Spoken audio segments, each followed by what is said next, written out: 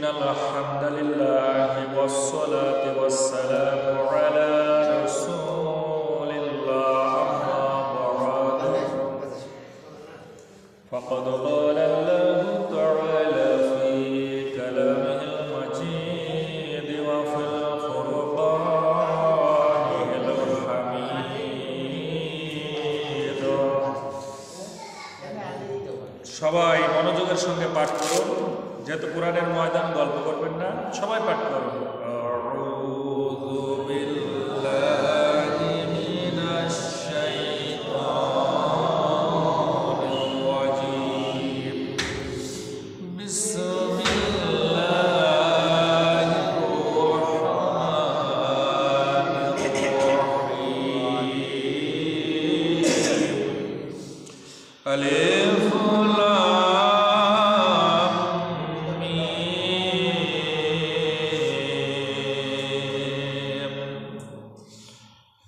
যালিকাল কিতাবু লা রাইবা ফীহি হুদাল লিল মুত্তাকিন।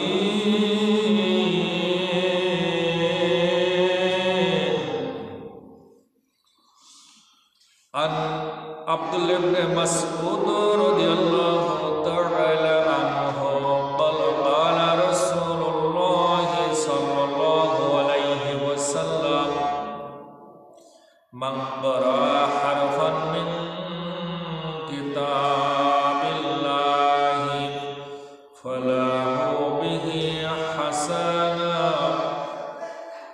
ওয়াল হাসানাতু বিআশরি আমসালিহা।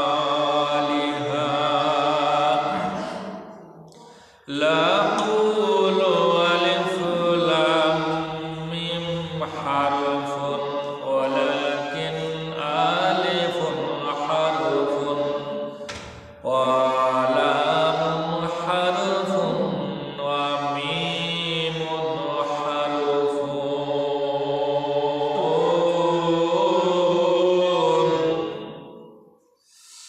ইন্নাল্লাহা ওয়া মালাইকাতাহু ইউসাল্লুনা আলান নাবিয়্যি ইয়া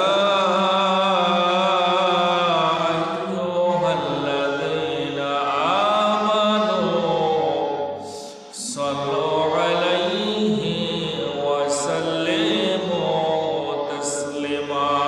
আল্লাহুম্মা সাইয়্যিদিনা মাওলানা মুহাম্মদ ওয়া আলা আলি সাইয়্যিদিনা শাফি'িনা মুহাম্মদ।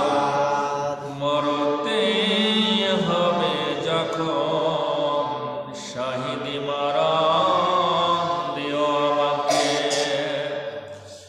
শাহাদাত জানি শুধু এ জীবন, সে জীবন দিও আমাকে। মরতে হবে যখন শহীদি মারান দিও আমাকে। বালাগুল গোলামি কামালিহি কশফত দাবি জামালিহি হাসনাত জামিউ খিসালিহি সাল্লু আলাইহি ওয়া আলিহি।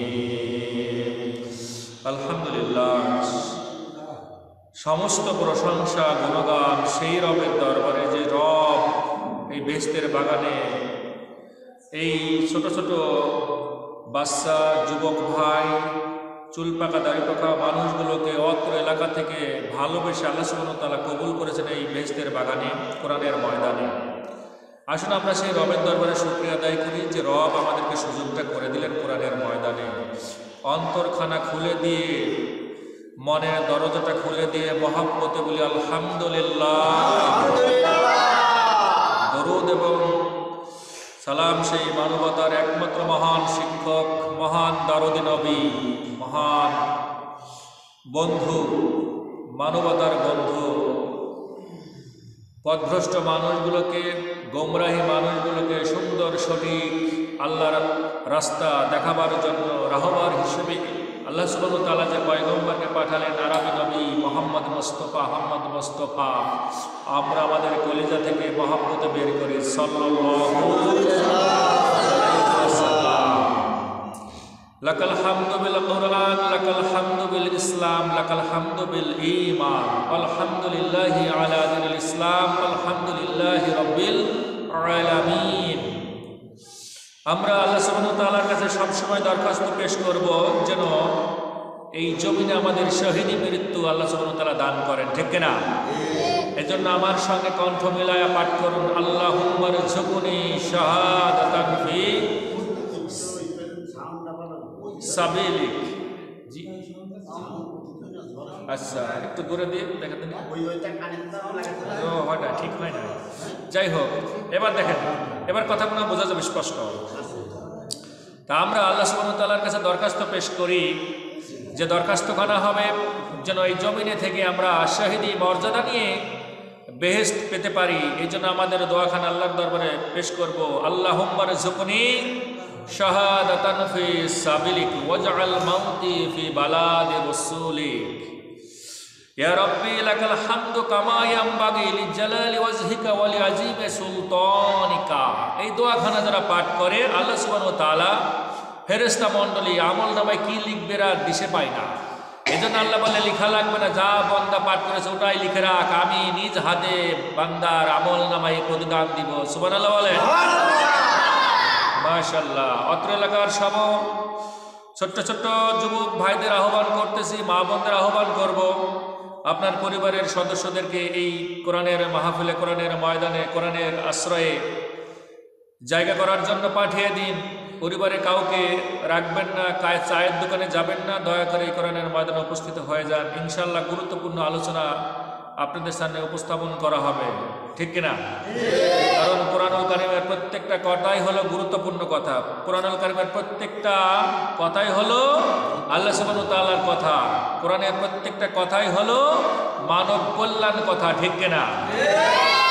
এজন্য আমরা এই মানব কল্যাণ, মানুষের কল্যাণ কিসে হয়, এই পথ দেখিয়ে দিয়েছেন কোরআনুল কারীম, ঠিক কিনা? বন্ধুরা, আমার যে আয়াতে কারিমাটা তেলাওয়াত করেছি, আমি সূরা ফাতিহা শেষ করে ফেলেছি, অলরেডি সূরা বাকারায় আমি শুরু করেছি। হয়তোবা আপনাদের আর সামনে একটা সপ্তাহ আসার সুযোগ হবে, এরপরে তো মাহে রমজান। তো মাহে রমজানে হয়তো রোজায় থাকবো, আমাকে তারাবি নামাজ পড়াতে হবে, সুযোগ হবে না হয়তো আসার। তবে মাঝে মাঝে যদি আপনারা ওই ইফতার মাহফিলের আয়োজন করেন, আর যদি হুজুরের প্রয়োজন হয় দাওয়াত দিবেন, তখন আপনারা দাওয়াত দিয়ে বললে আমি আসবো। বোঝাতে পারলাম স্যার?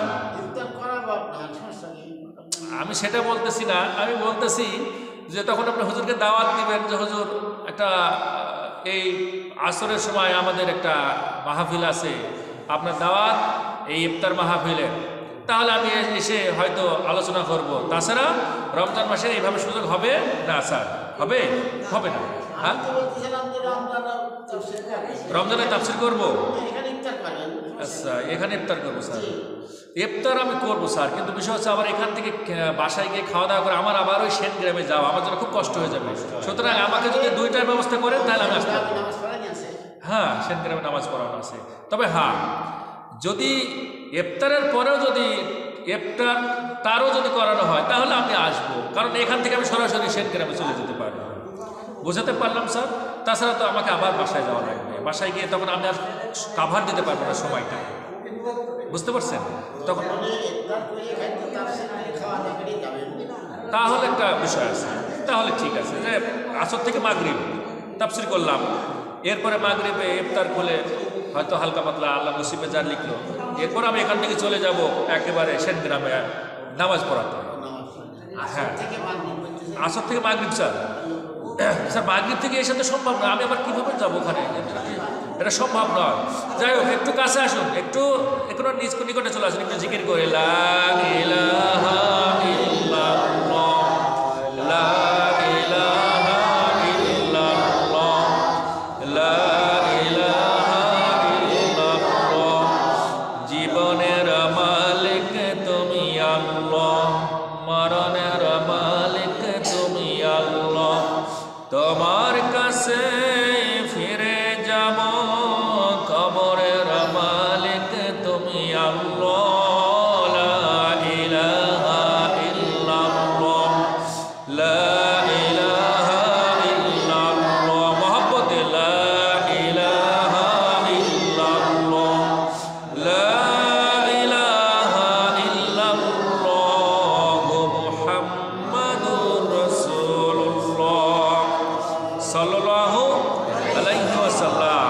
মাহে রমজানের পূর্বের মাস যখন আসতো, প্রিয় পয়গম্বর নবিকুলের সম্রাট আল্লাহ সুবহানাহু ওয়া তাআলার হাবিব মোহাম্মদ মুস্তাফা সাল্লাল্লাহু আলাইহি ওয়াসাল্লাম আল্লাহর কাছে অ্যাপ্লিকেশন করতেন, দরখাস্ত করতেন।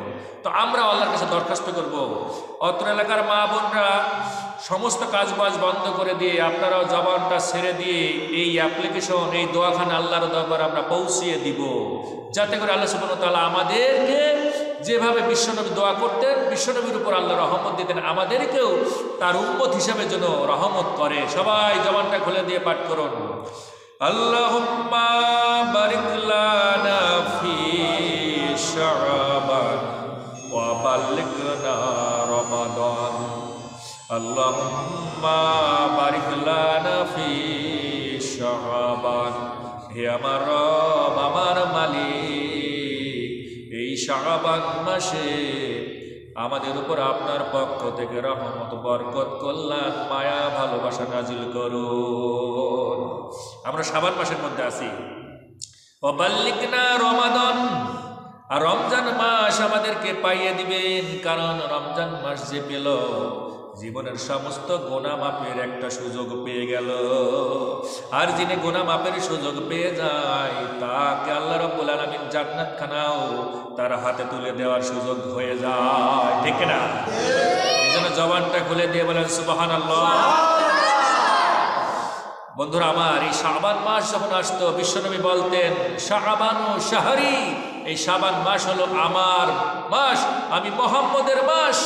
আনাস রাদিয়াল্লাহু তাআলা আনহু তিনি বলতেন, রাসূল এই বলতেন যে শাবানু শাহরি, এই শাবান মাস কার মাস? না, শাবান মাস কার মাস? হ্যাঁ, হুজুর সাল্লাল্লাহু আলাইহি ওয়াসাল্লামের মাস, মুহাম্মদ সাল্লাল্লাহু আলাইহি ওয়াসাল্লামের মাস।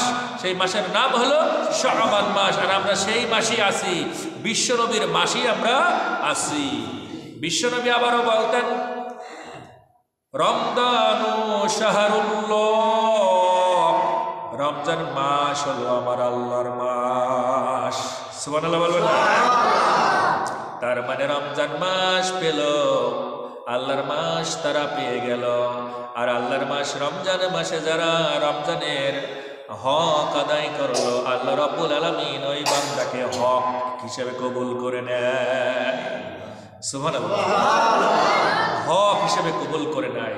ওয়াসাদ্দাকা বিল হুসনা, যারা সত্যকে গ্রহণ করে নেয়, ফাসানুয়াসসিরুহু লিল ইসরা, আল্লাহ বলছেন তার সমস্ত কাজ কাম আরো সহজ করে দিই। সুবহানাল্লাহ বলে।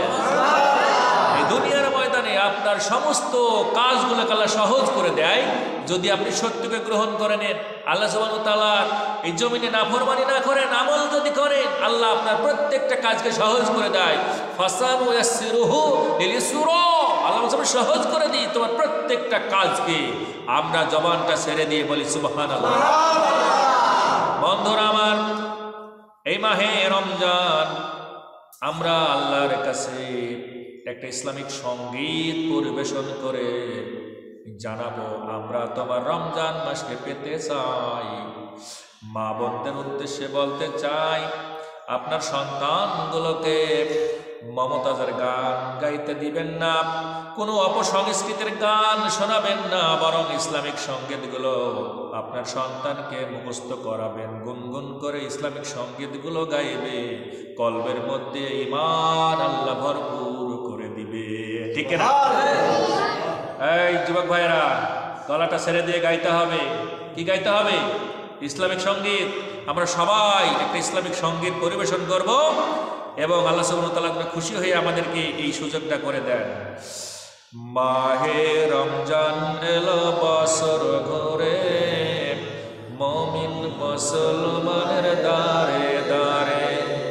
মাহে রমজান এলো বছর ঘুরে, মুমিন মুসলমানের দারে দারে।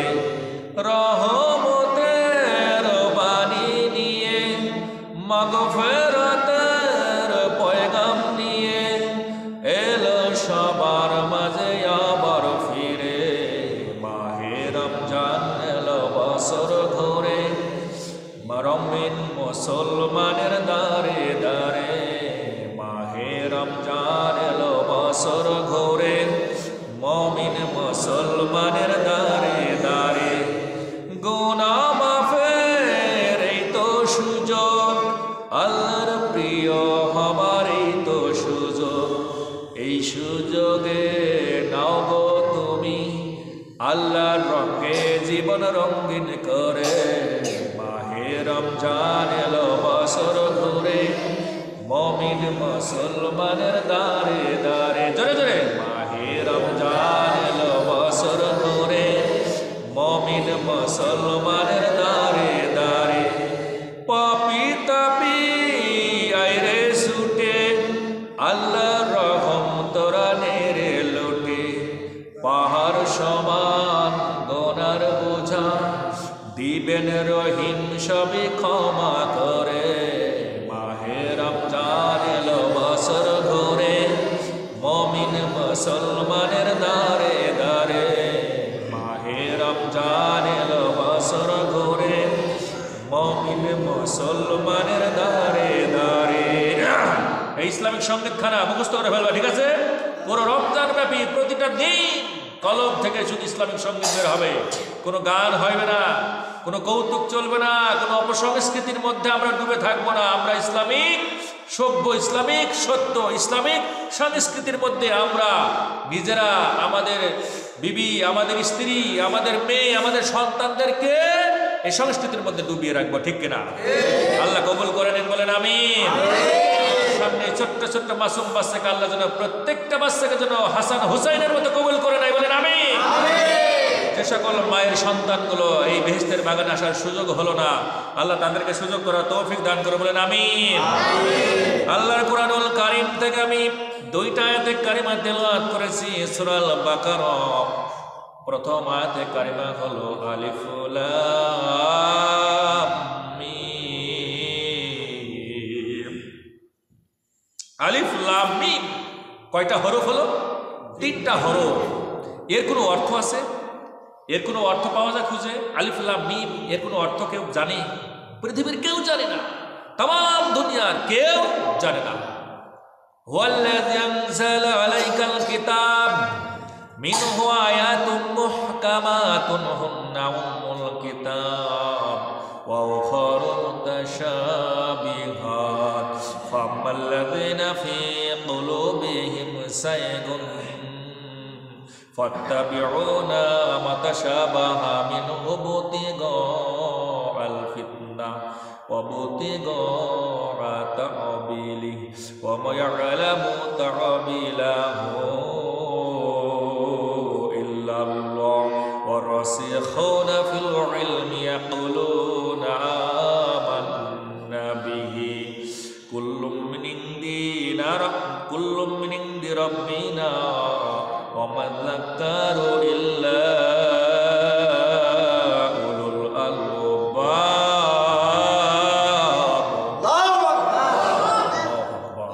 আল্লাহ বললেন এই কোরআনুল কারীমের মধ্যে শব্দের দিক থেকে দুই প্রকার, একটা হলো মুহকামাত আর একটা হলো মুতাশাবিহাত। একটা নাম কি? মুহকামাত, আর একটা হলো মুতাশাবিহাত। অর্থাৎ মুহকামাত হলো কোরআনের জননী, কোরআনের মা, সহজ অর্থ, সবাই এই অর্থগুলো বুঝতে পারে। কিন্তু মুতাশাবিহাত এর অর্থ পৃথিবীর কেউ জানে না। কে জানে? আল্লাহ। ওয়া মা ইয়া'লামু তা'বিলাহু ইল্লাল্লাহ। আমার আল্লাহ বলতেছেন তাম দুনিয়ার কোনো মানুষের পক্ষে সম্ভব নয়। আলিফ লাম মিম এর অর্থ কি কে জানে? আল্লাহ জানে। কুল মিন ইনদি রাব্বিনা, আমরা শুধু এতটুকুই বলতে পারি যে এগুলো আল্লাহর পক্ষ থেকে আগত অক্ষর হরফ। আল্লাহই ভালো জানে এর অর্থগুলো। আমরা তবে ঈমান এনেছি এর উপরে, ঠিক কিনা? আমরা এই হরফগুলোর উপরে ঈমান এনেছি। বন্ধুরা আমার, প্রিয় মা জননী বোনেরা, শুনুন, এই কোরআনুল কারীমের মধ্যে আলিফ লাম মিম, কখনো আলিফ লাম মিম সাদ, কখনো ইয়াসিন, কখনো হামিম, আবার কখনো তাহা। এইভাবে আল্লাহ রাব্বুল আলামিন কোরআনুল কারীমের মধ্যে একটা নয়, দুইটা নয়, 29টা সূরার মধ্যে 14টা এই রকমের হরফ আল্লাহ কোরআনুল কারীমের মধ্যে দিয়েছেন। আমরা আসতে বলি সুবহানাল্লাহ। তাহলে কয়টা সূরার মধ্যে? না, 29টা সূরার মধ্যে। 29টা সূরার মধ্যে 14টা এই রকমের হুরুফ আল্লাহ সুবহানাহু ওয়া তাআলা দিয়েছেন। এগুলোকে বলা হয়, এই সব হুরুফগুলোকে বলা হয় হুরুফে মুকাত্তাত। কি বলা হয়? হুরুফে মুকাত্তাত। আল্লাহর পয়গম্বর বিশ্ব নবীর ছাত্র আব্দুল্লাহ ইবনে মাসউদ রাদিয়াল্লাহু তাআলা আনহু বর্ণনা করলেন, তাম দুনিয়ার মানুষগুলো শুনে নাও, আমার বিশ্ব নবী আমারে জানিয়ে দিয়েছেন আমি যেন তাম দুনিয়ার মানুষগুলোকে বলে দিই, মান ক্বারা হারফান মিন কিতাবিল্লাহি, কোন মানুষ যদি এই কিতাব থেকে একটা হরফ পাঠ করে, কোন মানুষ যদি এই কিতাব থেকে একটা অক্ষর পাঠ করে, ফালাহু বিহি হাসানা, আল্লাহ রাসূল বললেন তার জন্য একটা সওয়াব আছে। কয়টা সওয়াব? জবানটা খুলে দিয়ে বলা লাগবে, কয়টা সওয়াব? একটা সওয়াব আছে। আল্লাহ রাব্বুল আলামিন বিশ্ব নবীকে বললেন, নবী শুধু একটা সওয়াব হবে এটা তো আপনি বললেন, আমি আল্লাহ এর মধ্যে এমন বরকত দিয়ে দিলাম, করুণা করলাম, দয়া করলাম, মায়া করলাম, ওয়াল হাসানাতু বিআশরি আমসালিহা, বরং আমি একটা সওয়াবকে 10 দিয়ে গুণ করে 10 গুণ বাড়ায়া দিলাম। সুবহানাল্লাহি ওয়া বিহামদিহি সুবহানাল্লাহিল আযীম।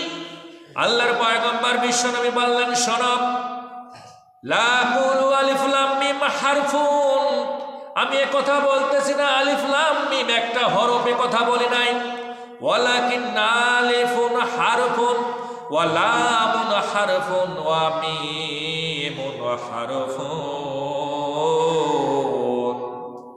বরং আলিফ হলো একটা হরফ, মিম হলো একটা হরফ, লাম হলো একটা হরফ। যে কেউ যদি পাঠ করে আলিফ লাম মিম, যদি কেউ পাঠ করে তার আমল নামায় আল্লাহ 30টা সওয়াব দিয়ে দেন। আরো আসতে বলেন সুবহানাল্লাহ। তাহলে আপনারা তো যদি বলতেন আলিফ লাম মিম, তাহলে কয়টা সওয়াব হতো? 30টা হয়ে যেত না? ও শুনলেও সওয়াব হবে, এমন একটা গ্রন্থ, এ হাতে স্পর্শ করলে সওয়াব, বললেও সওয়াব, শুনলেও সওয়াব, ঠিক না? অথচ এই কোরআনুল কারীমের ব্যাপারে বাংলাদেশের একজন বলেছে কোরআন ভাওতা, বলে নাউজুবিল্লাহ। এই নরাধম, এই পশুটা বলেছে কোরআন ভাওতা, আমার মনে হয় ওর জন্মের ঠিক নয়, ঠিক না? কোরআনুল কারীমকে যে এই কথা বলতে পারে সে কি মুসলমান? ওর মুসলমান কবই হারিয়ে ফেলেছে, যদিও মাথা আগা কেটেছে, ওর মাথা কেটেছে ঠিকই, ও আগা কেটেছে ঠিকই, কিন্তু মুসলমান না, ও মুসলমান থেকে খারিজ হয়ে গেছে, ঠিক না? ও আবু জেহেল উত্তরসূরি, ও আবু লাহাব আব্দুল্লাহ বিন উবাইয়ের উত্তরসূরি, ঠিক কিনা? সুতরাং কোরআনকে যারা এই কথাগুলো বলে, আল্লাহ সুবহানাহু ওয়া তাআলা কোরআনের মধ্যে জানিয়ে দিলেন, ওয়ালাকাদ ইসতুহজিয়া বিরাসূলিম মিন ক্বাবলিকা ফাহাকা বিল্লাযিনা সাখিরু মিনহুম মা কানু বিহি ইয়াসতাহজিউন। আল্লাহ ঘোষণা দিলেন যে মানুষগুলো কোরআনের ব্যাপারে উপহাস করে, মানুষগুলো আমার রাসূলের ব্যাপারে অবজ্ঞা করে, মুসলমান দেখলে, ইমানদারকে দেখলে যারা নাক সিটকানি দেয়, যারা অবজ্ঞা করে, উপহাস করে, কটূক্তি করে, আমার আল্লাহ বললেন এই কটূক্তি, অপহাস, এই অবজ্ঞা, এই বিদ্রূপ বরং আমার কোরআনের উপর যায় না, মুসলমানদের উপর যায় না, আমার রাসূলের উপর বর্তায় না, উল্টা যে মানুষ এগুলো বলে তাকেই বেষ্টন করে রাখে। সুবহানাল্লাহ। সুতরাং যারা কোরআনকে অবমাননা করে, আল্লাহ কোরআনুল কারীমের মধ্যে স্পষ্ট জানিয়ে দিলেন, ওয়াল্লাযীনা কাযযাবু বিআয়াতিনা, যারা আমার কোরআনকে অস্বীকার করে, যারা আমার কোরআনকে মিথ্যা প্রতিপন্ন করে, যারা আমার কোরআনুল কারীমকে অবজ্ঞা করে, উপহাস করে, আল্লাহ বলেন সানাস্তাদরিজুহুম, আমি তাদেরকে ধ্বংস করব, আমি তাদেরকে তিলে তিলে ক্ষয় করে দিব, আমি তাদেরকে ক্রমে ক্রমে ধ্বংসের দিকে নিয়ে যাব, মিন হাইযু লা ইয়ালামুন, আল্লাহ বললেন সে টের পাবে না, সে কখনোই খোঁজও পাবে না। কোথায় থেকে কিভাবে ধ্বংস হয়ে যাচ্ছে সে জীবনে খুঁজেও পাবে না, ও টেরও পাবে না কিভাবে ধ্বংস হবে, ঠিক কিনা? এই জন্য কোরআনকে অবমাননা করা যাবে। আল্লাহ স্মরণ করিয়ে দিচ্ছেন, কুল মাইয়াকলাউকুম বিল্লাইলি ওয়ান নাহারি মিনার রহমান। আল্লাহ বলতেছেন রাত থেকে দিবস পর্যন্ত, দিবস থেকে রাত পর্যন্ত তোরে কে বাঁচায়? কুল, আল্লাহ বলতেছেন, প্রশ্ন করতেছেন, কুল, ও পৃথিবীর মানুষ বল, মাইয়াকলাউকুম বিল্লাইলি ওয়ান নাহারি মিনার রহমান, আমি রহমান ছাড়া কে তোরে বাঁচাই? রাতের বেলায় বাঁচাই, দিনের বেলায় বাঁচাই, কে তোরে বাঁচাই? আমি ছাড়া তো বাঁচানোর আর কেউ নাই। সুতরাং এরপরেও বালহুম আন যিকরি রব্বিহিম মুরিদুন, এরপরেও কেমনে তোরা আমার এই সংবিধান থেকে, আমার এই কোরআন থেকে তোমরা মুখ ফিরিয়ে না? কেমনে মুখ ফিরিয়ে না? সকাল যায় কোরআন পড়ে না, বিকেল হয়ে যায় কোরআন পড়ে না, সপ্তাহ চলে যায় কোরআন ধরে না, মাস চলে যায় কোরআন পড়ে না, বছর চলে যায় কোরআন পড়ে না। কতজন আছে কোরআনুল কারীম পড়াই জানে না। অথচ আল্লাহ রাব্বুল আলামিন বললেন, কেমনে তোমরা এই কোরআন থেকে বিমুখ হয়ে থাকো? এই কোরআন আপনাকে নাজাত দেবে, ঠিক কিনা? যারা কোরআনকে ভালোবাসে কোরআনও তাকে ভালোবাসে। ওয়াল কুরআনু হুজ্জাতুন লাকা আও আলাইকা, এই কোরআনকে যে ভালোবাসবে, কোরআন বলতেছে আমিও তাকে ভালোবাসি। আল্লাহ বলছে আমার কোরআন যাকে ভালোবাসে আমি তাকে জান্নাত দিব। সুবহানাল্লাহ। আমার রব বললেন, খবরদার খবরদার, তোর এমন কিভাবে সাহস হয় আমার এই কোরআনের ব্যাপারে তোরা কথা বলিস? আমুলাহুম আলিহাতুন তামনাউহুম হাত্তা তালা আলাইহিমুল উমর। কেমনে তোরে সম্ভব হয়? আল্লাহ সুবহানাহু ওয়া তাআলা বললেন, আমলাহুম আলিহাতুন, তোদের কি দেব দেবী আছে? আল্লাহ বলতেছেন তোদের এমন কোন সাহায্যকারী দেব দেবী আছে, তোদের কোন মূর্তি পূজা আছে তোদের সাহায্য করার মতো? আমলাহুম আলিহাতুন তামনাউহুম মিন দুনিনা, আমি আল্লাহর পরিবর্তে তোদেরকে সাহায্য করবে এমন কি কেউ তোর আছে? এত বড় কথা কিভাবে বলে? এত বড় কথা কিভাবে বলে যে এই কোরআন ভাওতা? তার মানে তোর কি এমন কেউ আছে যে তোরে বাঁচাবে? আল্লাহ বলতেছে, আমলাহুম আলিহাতুন, তোর কি দেবদেবী আছে? তোর কি কোনো পূজা করিস? তোর কি মা দুর্গা আছে? তোর কি সরস্বতী আছে? কে আছে তো যে তোকে বাঁচাবে? তামনাউহুম মিন দুনিনা, আমার পরিবর্তে তোরে সাহায্য করবে। আল্লাহ রাব্বুল আলামিন বললেন, শোন, আল্লাহ সুবহানাহু ওয়া তাআলা বলতেছেন, শোনো, লা ইয়াস্তাতিউনা নাসরা আনফুসিহিম, তাদের তো নিজেদেরই সাহায্য করার মতো কোনো ক্ষমতা নাই। দেবদেবী তো নিজেই অসহায়, ঠিক কিনা? আমরা কতবার দেখেছি নৌকায় বোঝাই করে নিয়ে লাথি মেরে ফেলে দেয়, তার কোনো ক্ষমতাই থাকে না, থাকে না। একটা মাসি যদি, এই যে সকল হিন্দু ভাইয়েরা মূর্তির কাছে গিয়ে পূজা দেয়, পূজা মণ্ডপে কলা দেয়, বিস্কিট দেয়, একটা মাসি যদি কলার উপর লাগে বিস্কিট গুলো যদি খেয়ে নেয়, এই মূর্তির ক্ষমতা হয় না ওর কাছ থেকে এই বিস্কিটটা কেড়ে নেবার ক্ষমতা হয়? আল্লাহ বলছে, তাহলে কেমনে তোরা ভরসা করিস? আমার কোরআনকে অবমাননা করিস? লা ইয়াস্তাতিউনা নাসরা আনফুসিহিম, তারা তো নিজেরাই সাহায্যপ্রাপ্ত না, তারা তো নিজেরাই সাহায্যপ্রাপ্ত নয়। সুতরাং কেমনে তোরা সাহায্য কামনা করিস আমি আল্লাহকে বাদ দিয়ে? কোশ্চিন কালেও সম্ভব নয়। সুতরাং ফিরে আসা লাগবে কার কাছে? আল্লাহ সুবহানাহু ওয়া তাআলার কাছে ফিরে আসা লাগবে। আল্লাহর কাছে যদি ফিরে আসা যায়, আমার আল্লাহ রাব্বুল আলামিন আপনাকে জান্নাত দিয়ে দিবেন, ঠিক কিনা? তার মানে প্রথম আয়াতের কথা হলো আলিফ লাম মিম, যারা পাঠ করবে 30টা নেকি তার আমলনামায় দিবে। এটা হাদিসের কথা।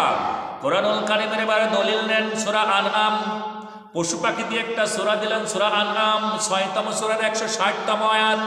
আল্লাহ কোরআনুল কারীমের মধ্যে জানিয়ে দিলেন, মান জাআ বিল হাসানাতি ফালাহু আশরু আমসালিহা। কোন মানুষ যদি একটা ভালো আমল নিয়ে আমার কাছে আসে, আমি ওই আমলটারে ১০ গুণ বাড়াইয়া দিই। ওয়া মান জাআ বিস-সাইয়্যাতি ফালা ইউজা ইল্লা মিসলাহা।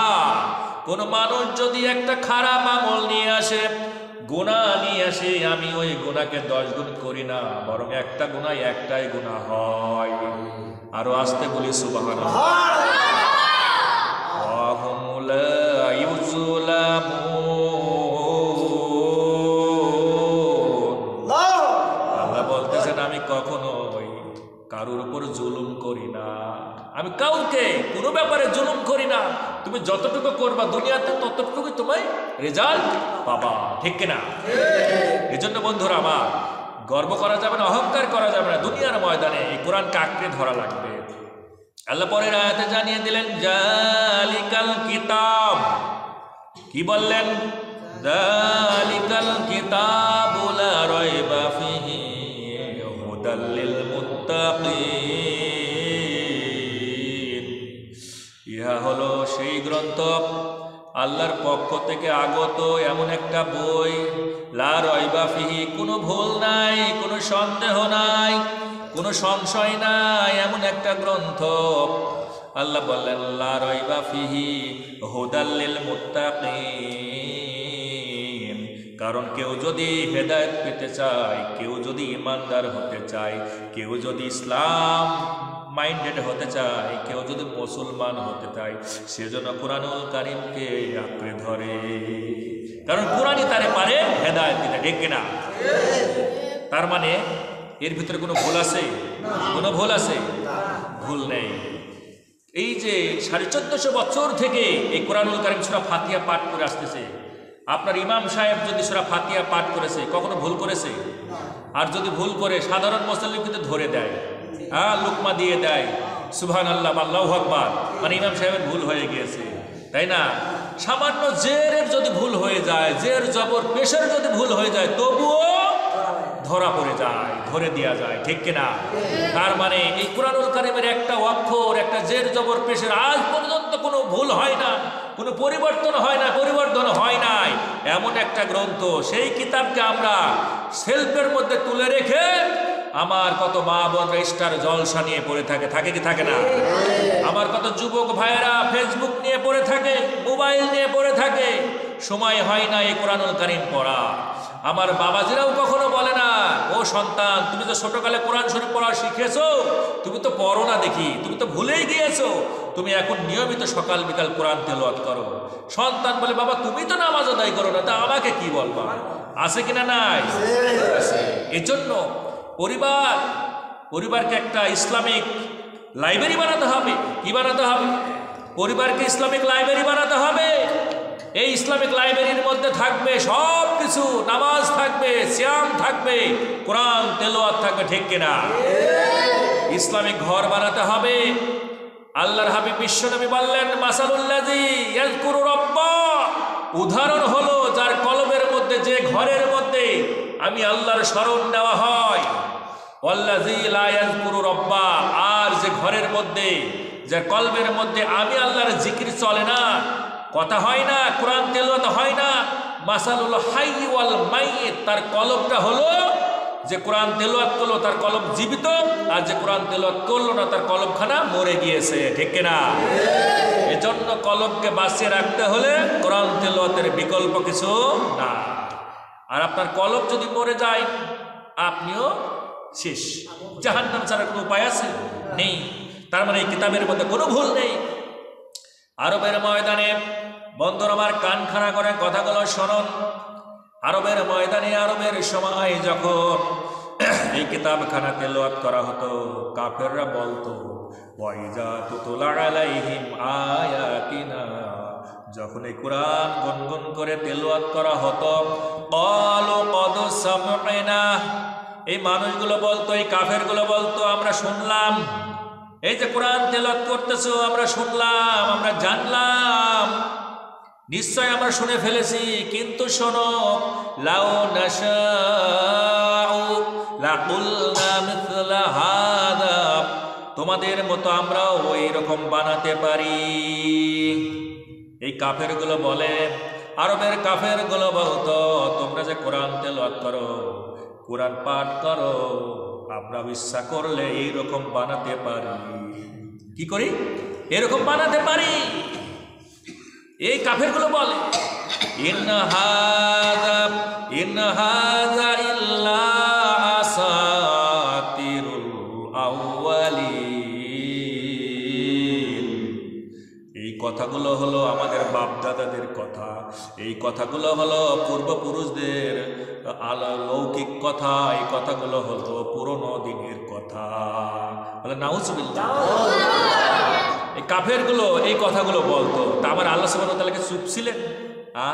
যেহেতু আল্লাহ প্রশ্ন বলে দিয়েছেন, লা রাইবা ফিহি হুদাল লিল মুত্তাকিন, এর মধ্যে কোনো ভুল নাই, সন্দেহ না, এটা তোমার রবের পক্ষ থেকে কি হয়েছে, কোরআন খানা দিয়েছি, নবী তোমাকে দিয়েছি, ওহী করা হয়েছে তোমার উপর। কুল ইন্নামা উনযিরুকুম বিল ওয়াহী, ও নবী আপনি বলে দিন, আপনার উপর এই কিতাবের ওহী করা হয়েছে, যে কথাগুলো আপনি মানুষের কাছে পৌঁছিয়ে দেন। এই কথাগুলো কার কাছ থেকে এসেছে? আল্লাহর কাছ থেকে। আবার কাফেররা মাঝে মাঝে বলতো, ওয়াকালু আসাতিরুল আওয়াম, ওয়াকালু আসাতিরুল আওয়ালিন ইকতাতাবাহা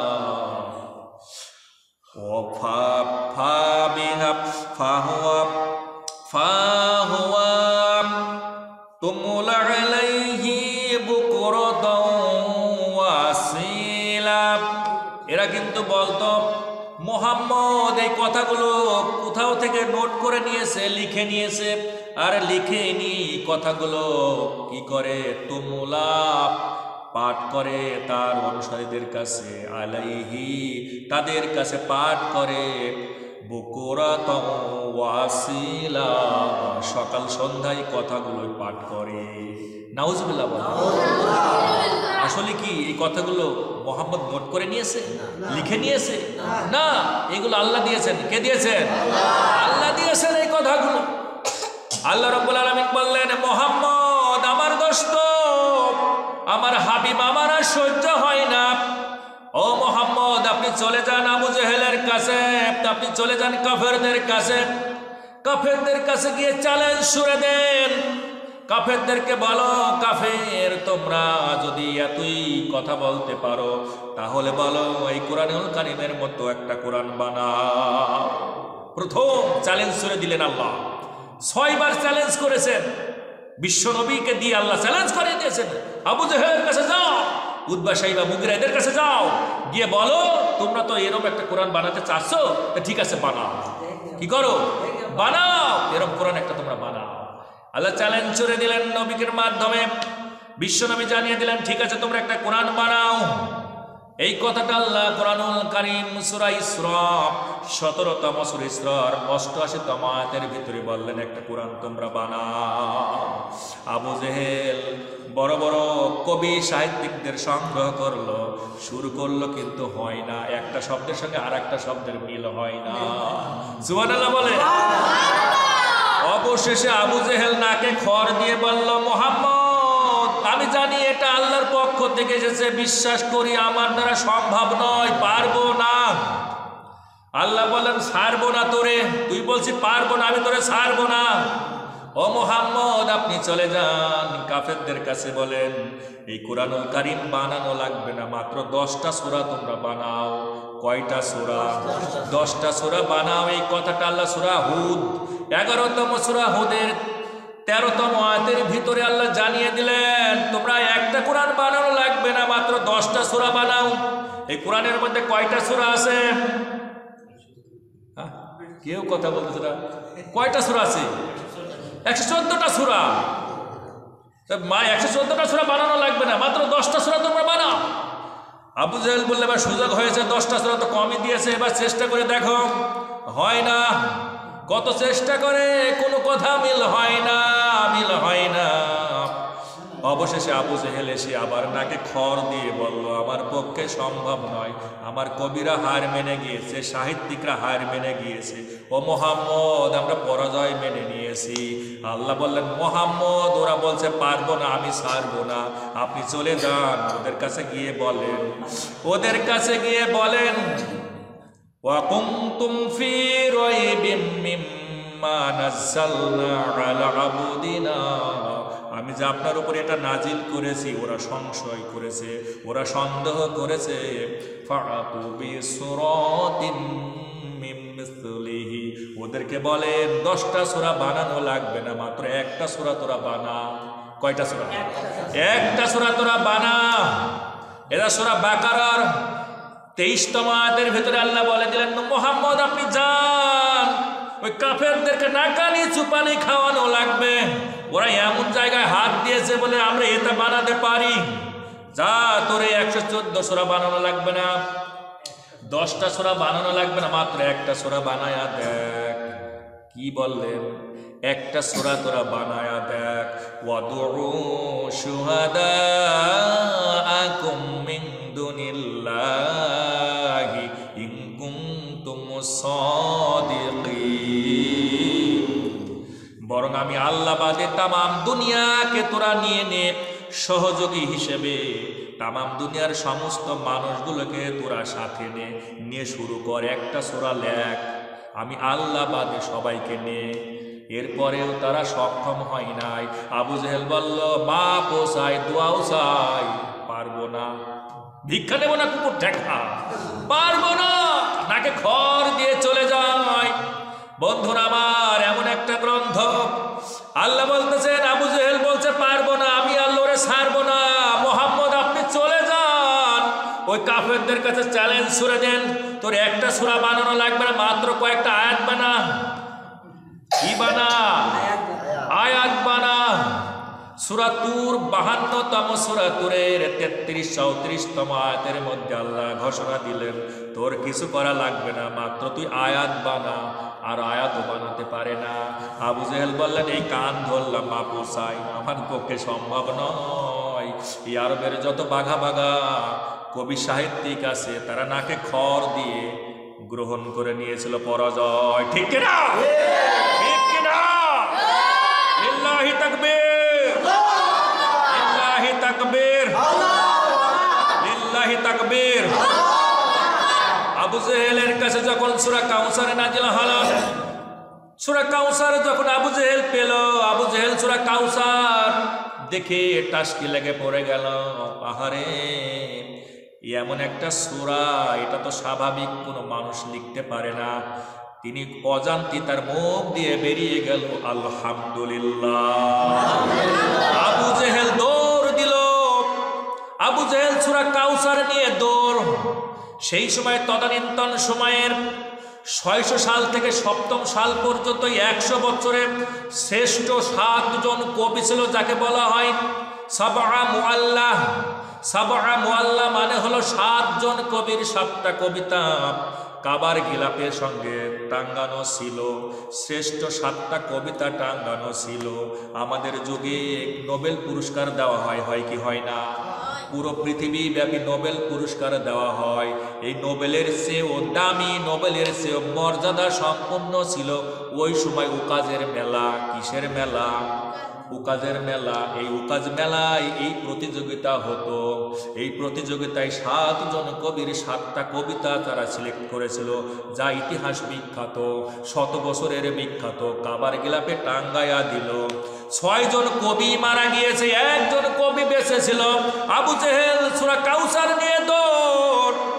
ও কবি, এটা দেখো তো, এত চমৎকার, এত ছন্দের মিল, এত কথাগুলোর মিল, এটা মোহাম্মদ লিখতে পারে না, বরং অন্য কিছু থেকে এসেছে, একটু দেখো। এটা দেখার সঙ্গে সঙ্গে কবির মুখ দিয়ে বেরিয়ে যায় আলহামদুলিল্লাহ। আবু জেহেল শোনো, এটা কোনো মানুষ বানাতে পারে না। মা হাদা কালামুল বাশার, এটা মানুষ কখনো লিখতে পারে না। সুবহানাল্লাহ বলে। এই কবি আবু জেহেলের কাছ থেকে সূরা কাউসার নিয়ে এক দৌড়ে গিয়ে কাবার গিলাফের উপর, তার সর্বোপরে সবার প্রথমে যে কবিতাখানা ছিল, কবিতাকে নামিয়ে দিলেন। সূরা কাউসারটা সবার উপরে টাঙ্গায়া দিয়ে নিচে লিখে দিলেন মা হাদা কালামুল বাশার, এটা কোনো মানুষের লেখা নয়। সুবহানাল্লাহ। আর তুমি বাংলাদেশের একজন চুনোপুটি, তুমি বলছো যে কোরআন ভাওতা। ওর মানে কি করা উচিত? ইসলামিক কান্ট্রি হলে এতদিন ফাঁসি হয়ে যেত। এত বড় দুঃসাহস এই বাংলার জমিনে এই নরাধমগুলো, এরা কিভাবে বলতে পারে এই কথাগুলো? বুঝে আসে না। আল্লাহ ওরে হেদায়েত দিক, নাই আবু জেহেলের মতো, ওই আবুল আহাবের মতো মৃত্যু দিক। বলেন আমিন, আমিন। স্যার আজান কয়টায়? 30 আজান। বন্ধুরা আমার, আর একটা গুরুত্বপূর্ণ কথা বলে শেষ করব। যেহেতু তাফসিরে 2 ঘন্টা সময় লাগে, এই 2টা আয়াতের উপর কথা বলতে গেলে যেহেতু অনেক গুরুত্বপূর্ণ কথা থাকার পরেও সম্ভব নয়, তবে খুব গুরুত্বপূর্ণ একটা কথা আমি বলবো, একটা হাদিস বলবো। যে সকল মা বোনদের কাছে কথাগুলো পৌঁছাচ্ছে, কান খাড়া করে শুনবেন। যুবক ভাইয়েরা কথাগুলো শুনবেন, কাজে লাগবে। আমাদের দেশে যখন টেনশনে পড়ে যায়, দুশ্চিন্তায় পড়ে যায়, মানুষগুলো কি করে বলেন? যুবক ভাইরা যারা student, they who are student when they addicted into worried, যখন তারা দুশ্চিন্তায় পড়ে যায় তখন তারা কি করে? কি করে বলেন তো? সিগারেট খায়। সিগারেট খায় কি খায় না? কত স্টুডেন্ট কলেজে যাচ্ছে পরীক্ষার ডিউটি দিতে, রাস্তায় দেখছে ধোঁয়া উঠতেছে। কোথায় থেকে ধোঁয়া উঠতেছে? তাকায় দেখছে স্টুডেন্ট খাচ্ছে। পরীক্ষার হলে যাওয়ার 10 মিনিট আগে টানতেছে, মাঝে মাঝে সামনে পড়ে যায়। বলছে বাবু তুমি পরীক্ষা দিবা তো খাচ্ছে, স্যার টেনশন দূর করতেছে। মানে পরীক্ষার হলে যাবে, টেনশন দূর করতেছে। তার মানে সিগারেট বিড়ি খেয়ে টেনশন দূর করে। ইয়াবা, ফেন্সিডিল, বাবা গাঁজা, মদ তারি খেয়ে তারা ফেন্সিডিল খেয়ে এরা কি বলে? আমরা টেনশন দূর করতেছি। করে কি করে না? কত বাবাজিরা আছে, কত মায়েরা আছে, মাথার উপরে ঋণের বোঝা, বড় টেনশন, কোথায় রিলিজ হবে, চলে যায় সুদের কারখানায়। ঠিক কিনা? জবানটা খুলে দিয়ে বলেন ঠিক কিনা? ঘুমায় গেছেন নাকি? লিল্লাহি তাকবীর। তার মানে যে সকল বাবাজিরা, মায়েরা ঋণের ভার চলে আসে, টাকা পয়সার অভাব হয়ে যায়, মাথার উপর যখন টেনশন শুরু হয়ে যায়, তখন বলে যে আর কি করব, টেনশন দূর করার জন্য চলে যায় বিভিন্ন সমিতিতে, সুদের সমিতিতে চলে যায়। গিয়ে কি করবে? এখন যেতে গেলে তো সবাই দেখে ফেলবে। এত সুন্দর করে হাত মোজা, পা মোজা, চোখ মোজা, সব মোজা পরে কেউ দেখতে পারে না, বুঝতেই পারে না। মনে হয় যেন আসমানে একবার নুরানি কোনো চেহারাবান এসেছে। যাচ্ছে কোথায়? সুদের কারখানা। আমার চোখে এ পর্যন্ত, আমি যেখানে থাকি এই সমসপুর কলেজের পাশে 3টা সুদের সংস্থা। এই 3টা সুদের সংস্থায় প্রতিদিন কত যে মা এবং বোনেরা এবং বাবাজিরা যে যায়, একজনকে আমি পাই নাই যে বুরখা বাদে। এবং শুধু বুরখা নয়, পা মোজা থাকে, হাত মোজা থাকে, চোখ দুটো শুধু বেরিয়ে থাকে। ও বোঝাই যায় না যে কে কোন আল্লাহর ওলি যে এসেছে এই সুদের কারখানায় সুদ নেবার জন্য। কি আসে কিসের জন্য? টেনশন দূর করার জন্য। বোনের আমার কথাগুলো শোনো, টেনশন দূর করার জন্য, দুশ্চিন্তা দূর করার জন্য আমরা বিভিন্ন কায়দা অবলম্বন করি, শয়তানি কায়দা ব্যবহার করি, কিন্তু ইসলাম কি দেয় না এই সমাধান? সব সমস্যার সমাধান, এই জবান খুলে বলেন, সব সমস্যার সমাধান। আরো জোরে জোরে, সব সমস্যার সমাধান দিতে পারে আল কোরআন। সব সমস্যার সমাধান দিতে পারে আল কোরআন। আল্লাহ রাব্বুল আলামিনের হাবিব বিশ্বনবী বললেন, হাদিসখানা বর্ণনা করতেছেন আবু সাঈদ খুদরি রাদিয়াল্লাহু তাআলা আনহু, আবু দাউদ শরীফের 1555 নম্বর হাদিস। মা বোনরা নোট করে নেন কথাগুলো, হাদিসখানা নোট করে নেন, যুবক ভাইরা নোট করে নেন। আবু দাউদ শরীফ 1555 নম্বর হাদিসখানা বর্ণনা করতেছেন আবু সাঈদ খুদরি রাদিয়াল্লাহু তাআলা আনহু, বিশ্বনবীর একজন ক্লোজ ছাত্র, বিশ্বনবীর ফেভারিট সাহাবী, 12টা যুদ্ধে সরাসরি অংশগ্রহণ করেছিল এই সাহাবী। আল্লাহ রসুল আবু সাঈদ খুদরি রাদিয়াল্লাহু তাআলা আনহু যখন একটা মসজিদে প্রবেশ করে বিশ্বনবী দেখতে পেলেন মসজিদের মধ্যে একজন সাহাবী বসে আছে, নাম তার আবু উমামা রাদিয়াল্লাহু তাআলা আনহু। আল্লাহ রসুল ডেকে ডেকে বললেন, আবু উমামা, এই অসময়ে তুমি কেন মসজিদের মধ্যে বসে আছো? এখন তো আজানও হয় নাই, নামাজের সময় নয়। ও আমার রসুল, আমার হাবিব, আমার নবী, আমি আবু উমামা বড় টেনশন নিয়ে এই মসজিদে আল্লাহকে ডাকতেছি। আমার মাথার উপর ঋণের বোঝা, আমার মাথার উপর দুশ্চিন্তার বোঝা, আমার মাথার উপরে বড় টেনশনের বোঝা। আমি রিলিজ করার জন্য, টেনশন মুক্ত হবার জন্য, ঋণ মুক্ত হবার জন্য, সচ্ছল জীবনের জন্য, আল্লাহকে আমি পাওয়ার জন্য মসজিদে বসে আছি। আল্লাহ রসুল বললেন, আবু উমামা, আমি কি তোমারে একটা দোয়া শিখায়া দিব? এই দোয়াখানা যদি তুমি পাঠ করো, অবশ্যই আল্লাহ তোমার সব দুশ্চিন্তা, সব অভাব অনটন দূর করে দিবে।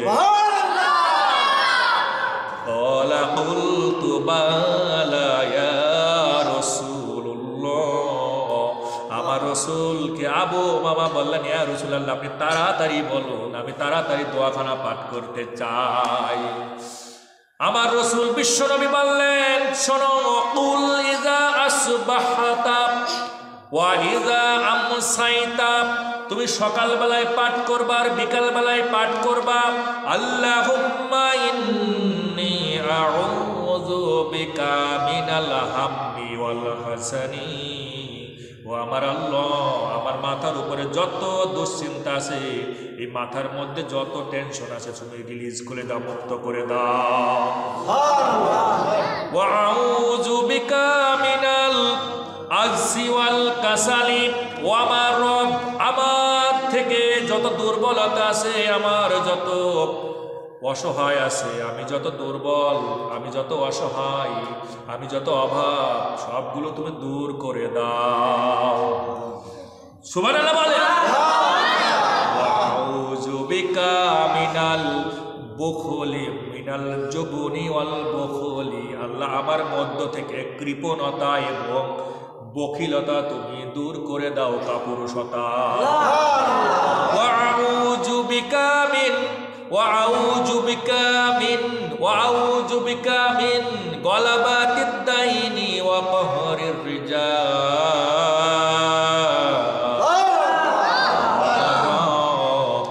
আমার মাথার উপরে যে যত মানুষ টাকা পয়সা পায়, ঋণগ্রস্ত যে আমি বসে আছি, সমস্ত ঋণগ্রস্ত গুলো তুমি দূর করে দাও। আল্লাহ রসুলের ছাত্র আবু উমামা বলতেছেন, আমি রসুলের কাছ থেকে এই দোয়াখানা শিখলাম। আমি যখন পাঠ করলাম, আল্লাহর কসম, ক্বালা ফাআলতু যালিকা ফাযহাবাল্লাহু আযজা ওয়া জাল্লা হাম্মি ওয়া ক্বাদা আন্নী দাইনি। কয়েকদিনের মধ্যেই আমার সব অভাব অনটন দূর হয়ে গেল। কয়েকদিনের মধ্যেই আমার মাথার মধ্যে যত টেনশন ছিল, দুশ্চিন্তা ছিল, সবগুলো আল্লাহ রাব্বুল আলামিন মাফ করে দিলে। দোয়াখানা শিখে নেন। আমি আরেকবারও বলতেছি, আবু দাউদ শরীফের 1555 নম্বর হাদিস, আল্লাহুম্মা ইন্নী আউযু বিকা মিনাল হাম্মি ওয়াল হাসানি ওয়া আউযু বিকা মিনাল আজসি ওয়াল কাসালি ওয়া আউযু বিকা মিনাল জুবনি ওয়াল বুখলি ওয়া আউযু বিকা মিন গলাবাতিদ দাইনি ওয়া কহরির রিজাল। এতটুকু দোয়া আমার বিশ্বাস আপনারা যদি এক সপ্তাহ চেষ্টা করেন, মুখস্থ হয়ে যাবে। ঠিক কিনা? মা বোনরা, কিস্তির দোকানে যাওয়া লাগবে না, এই নিস্তির কাজে যাবেন না, আল্লাহর কাছে এই দোয়াখানা পাঠ করেন, আপনার অভাব অনটন দূর করে দেবে কে? তার বাস্তব প্রমাণ যদি আমি বলি, এই যে বেতন আসে নাই, স্যার যে কথা বললো, স্যার কবে বেতন আসবে? আমি তো এখানে বাসা ভাড়ায় থাকি, আমার প্রতি মাসে যে 20-22 হাজার, কখনো 25,000 টাকা লাগে, আমার বেতন যা আসে এতে আমার হয়ে যায়। কিন্তু যখন বেতন আসা বন্ধ হয়ে গেল, আমি মহাসাগরের মধ্যে পড়ে গেলাম। আমি কি করব? আমি চিন্তা করে পাই নাই যে আমি কিভাবে চলবো, আমি কিভাবে চলবো, আমার সংসার নিয়ে আমি কি করব। আমার মাথার মধ্যে ঘুরপাক খেতে লাগলো, আমি মহাসাগরের মধ্যে পড়ে গেলাম।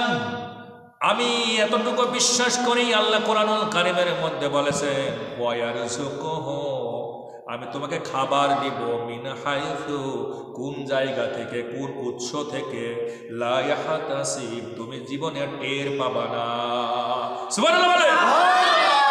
আমি বিশ্বাস করি আল্লাহ রাব্বুল আলামিনের দয়ায় এই সামান্য কলেজে বলল, টাটকা গুড় নিয়ে আসার ব্যবস্থা করো, অরিজিনাল খাঁটি গুড় তুমি নিয়ে আসো।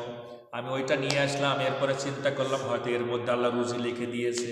এই মাত্র 20 দিনের মধ্যে 300 কেজির কাছাকাছি আমি এইগুলো সাপ্লাই দিয়ে দিলাম। আল্লাহ রাব্বুল আলামিন আমার এর মধ্যে উত্তম রিজিকের ব্যবস্থা করে দিলে।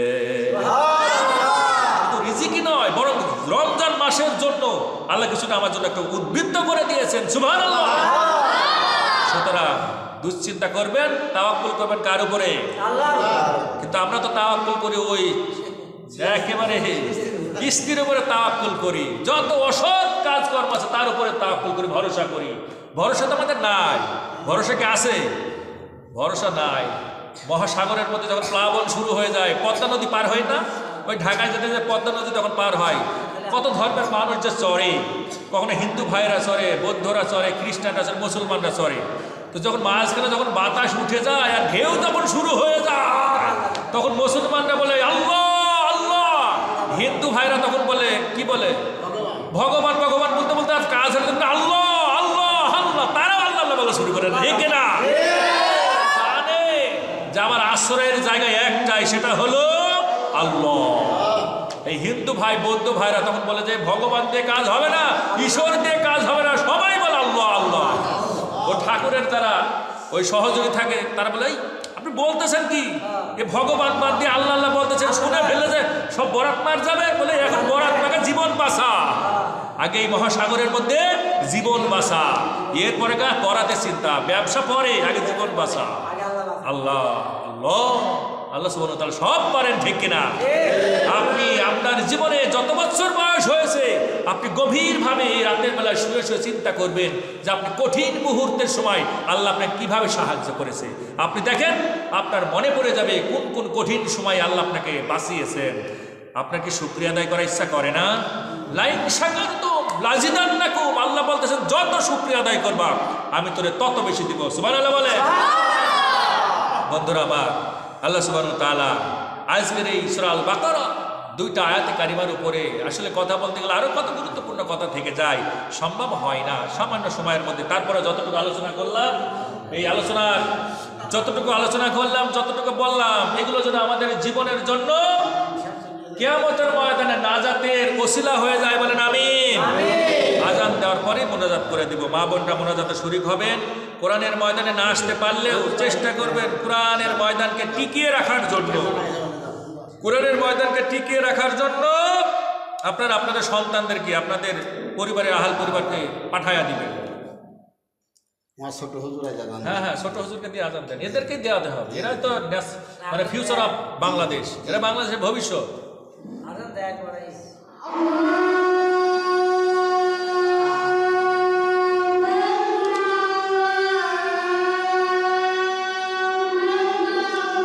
আল্লাহু আকবার।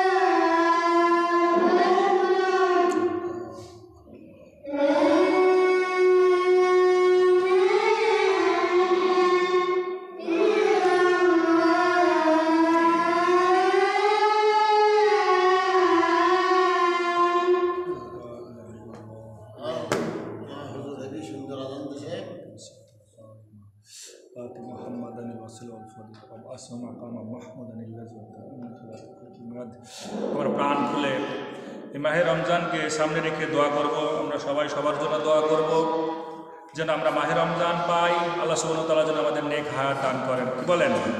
কারণ এই মাহে রমজান আস্তে আস্তে কত মানুষ এই পৃথিবীর ময়দান ছেড়ে তারা চলে যাবে আমরা কেউই জানি না। হয়তোবা এই মুহূর্তে আমারও ডাক চলে আসতে পারে, হয়তো আল্লাহ সুবহানাহু ওয়া তাআলার ডাকে আমাকেও চলে যেতে হতে পারে, ঠিক কিনা? এই জন্য বুদ্ধিমানের পরিচয় হলো প্রতিটা মুহূর্ত সে প্রস্তুতি থাকবে যে মৃত্যুর জন্য, ঠিক কিনা?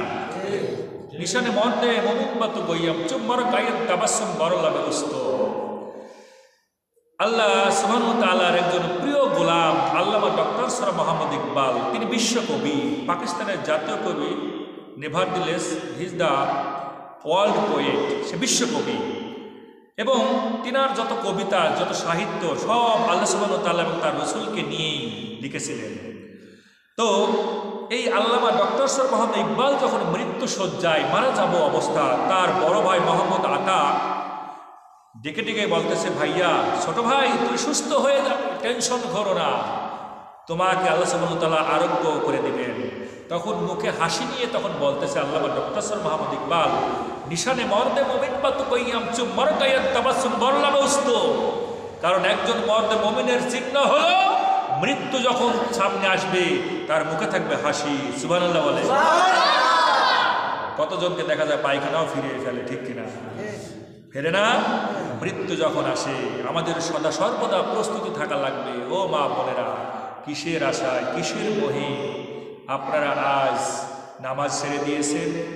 বাবাজিরা নামাজ ছেড়ে দিয়েছেন, সিয়াম ছেড়ে দিয়েছেন, ভালো ভালো কাজগুলো ছেড়ে দিচ্ছেন, কিন্তু আপনি মারা যাবার পর সামান্য একটু কাঁদবে, আপনাকে নিয়ে যাবে গরুস্থানে, মাটি দিয়ে কয়েক ঘন্টার মধ্যে আপনাকে গরুস্থানের মধ্যে দাফন কাফন করে দিয়ে আপনার সহায় সম্পত্তি, আপনার গরু ছাগল ভাগ বাটোয়ারা করার জন্য প্রস্তুতি হয়ে যাবে আপনার সন্তান, ঠিক কিনা? আপনি কার জন্য কি করতেছেন? কার জন্য কি করতেছেন? হ্যাঁ, আপনার আহাল পরিবারের জন্য আপনি রোজগার করতেছেন, এর জন্য যা যা পাবেন উত্তম প্রতিদান আল্লাহ আপনাকে দিবে। তবে ফরজ কাজগুলো করা লাগবে, মৌলিক কাজগুলো করা লাগবে। মৌলিক কাজগুলো যদি করেন আল্লাহ বোনাস দিয়ে দিবে। কারণ সরকারি যারা চাকরিজীবী বোনাস তাদেরই অ্যাকাউন্টে ঢোকে না, অন্যদেরও ঢোকে, অন্যদেরও ঢোকে না। আল্লাহ বোঝার তৌফিক দান করো, ঠিক কিনা? আল্লাহুম্মা আমিন। রব্বানা জালামনা আনফুসানা ওয়া ইল্লাম তাগফির লানা ওয়া তারহামনা লানাকুনান্না মিনাল খাসিরিন। রব্বুল আলামিন, মহান আরশের মালিক, জমিনের মালিক, রাজার রাজা, বাদশার বাদশাহ, একমাত্র অধিপতি অদ্বিতীয় আমার আল্লাহ, মাথার উপর জীবনের সমস্ত গুনাহ নিয়ে তোমার দরবারে হাত তুলেছি। দয়া করে মায়া করে জীবনের সমস্ত গুনাহগুলো মাফ করে দাও আল্লাহ। যে সকল বাবাজিরা হাত তুলেছে, যুবক ভাইরা হাত তুলেছে, ছোট্ট ছোট্ট বাচ্চাগুলো হাত তুলেছে, পরিবারের মধ্যে যে সকল মা বোনেরা হাত তুলেছে, কাউকে তুমি আল্লাহ মাপ থেকে বিরত রেখো না।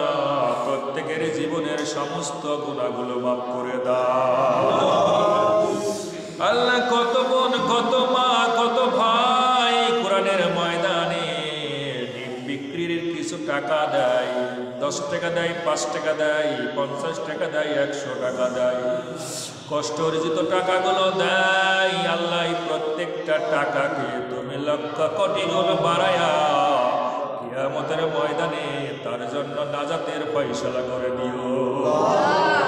ইয়া রব করম তু अगर करे ये कुरान महफिल के क़यामत के दिन मुसीबत को हम लोगों को नजत के जरिया बना दे আল্লাহ। মা বোনদের অভাব অনটন দূর করে দাও, অসুস্থ তুমি দূর করে দাও। অত্র এলাকার সমস্ত মা বোনগুলোকে যাদের কিঞ্চিত ঈমান আছে, এক একটা মা বোনকে তুমি আম্মাজান খাদিজার মতো চরিত্র দিয়ে দাও। কত বাবাজির আছে, মায়ের আছে, উপযুক্ত সন্তান সন্ততি বিবাহ হয় না, তোমার গায়েবী মদদ দিয়ে দাও, উপযুক্ত পাত্র পাত্রের ব্যবস্থা করে দাও।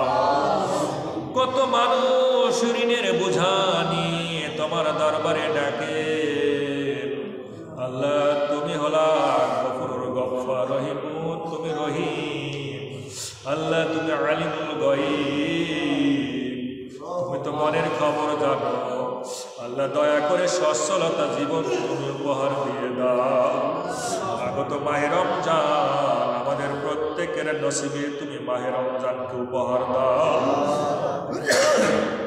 ইয়া রব্বি, আমি তোমার গোলাম, অধম, এলেম নাই, আমল নাই, অসুস্থতা নিয়ে কথাগুলো বলি, আমার শারীরিক সুস্থতা তুমি দিয়ে দাও। আল্লাহ তুমি আমার শারীরিক সুস্থতা দিয়ে দাও। রব্বুল আলামিন আমাদের পিতৃপক্ষের, মাতৃপক্ষের, শ্বশুর পক্ষের, শাশুড়ি পক্ষের, সকল পক্ষের সমস্ত আত্মীয় আল পরিবারগুলোকে তোমার পক্ষ থেকে বরকত, কল্যাণ, মায়া, দয়া নাজিল করো। আল্লাহ যারাই কবরে চলে গেছে, বাবা মা কবরে চলে গেছে, যে বাবা মা আমাদের জন্য নিয়ামত ছিল, অসুস্থ হলে সুস্থতার জন্য দোয়া করত, ওষুধ পানি এনে দিত, ছুটে ছুটে বেড়াতো কখন সন্তান সুস্থ হবে। আল্লাহ আমরা জমিনে যদি এখন অসুস্থ হয়ে পড়ি, দেখার মতো কেউ নাই তুমি ছাড়া। বাবার ফিরে আসে না, মাও বলে না বাবা তুমি অসুস্থ, জ্বর, একটু বিছানায় শুয়ে থাকো। এমন দরদি বাবা মা, এমন দরদি, এমন মায়ায় ভরা বাবা মাকে তুমি নিয়েছ। তোমার কাছে ফরিয়াদ জানাই, বাবা মার কবরখানাকে তুমি জান্নাতুল ফেরদাউস বানিয়ে দাও। বাবা মার কবরখানাকে তুমি প্রশস্ত করে দাও। সমস্ত প্রকার বালা মুসিবত, আযাব, গজব থেকে কবরখানাকে তুমি সুরক্ষা করে দাও।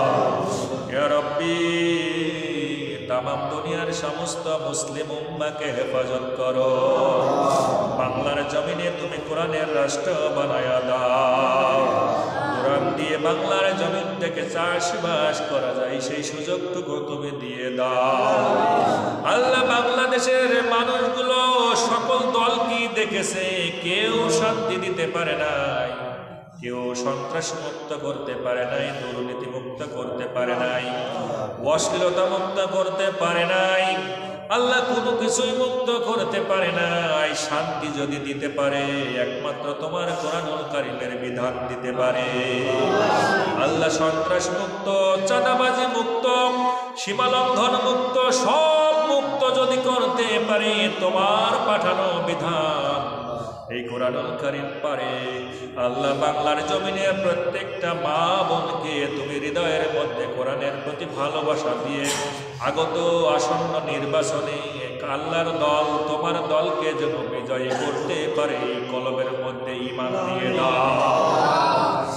রব্বির হামহুমা কামা রাব্বায়ানি সগীরা, আল্লাহুম্মা রব্বির হামহুমা কামা রাব্বায়ানি সগীরা। আল্লাহ মাহে রমজানের হক যেন আমরা সুন্দরভাবে আদায় করতে পারি, সুযোগ করে দাও। আল্লাহ মাহে রমজানকে পেয়ে যেন জীবনের সব গুনাহ মুক্ত করতে পারি, সুযোগ দাও। আল্লাহ মাহে রমজানকে পেয়ে যেন জান্নাত কামাই করতে পারি, সেই সুযোগ দাও। আল্লাহ মাহে রমজানকে পেয়ে যেন তোমার সন্তুষ্টি অর্জন করতে পারি, এই সুযোগটুকু দাও। আল্লাহুম্মা রব্বির হামহুমা কামা রাব্বায়ানি সগীরা, আস্তাগফিরুল্লাহ রাব্বি মিন কুল্লি যামবিন ওয়া আতুবু ইলাইহি, লা হাওলা ওয়ালা কুওয়াতা ইল্লা বিল্লাহিল আলিয়্যিল আযীম। আল্লাহ মৃত্যুর সময় জবান দিয়ে বের করে দিও, লা ইলাহা ইল্লাল্লাহ মুহাম্মাদুর রাসূলুল্লাহ। ভাই সাহেব শেষ 3 মিনিট আছে না? এইসব দোয়াটা লিখতে হবে 3 মিনিট আছে স্যার এখন। দোয়াটা লিখে দেওয়া যায় নাকি? আচ্ছা, আবু দাউদ শরীফের 15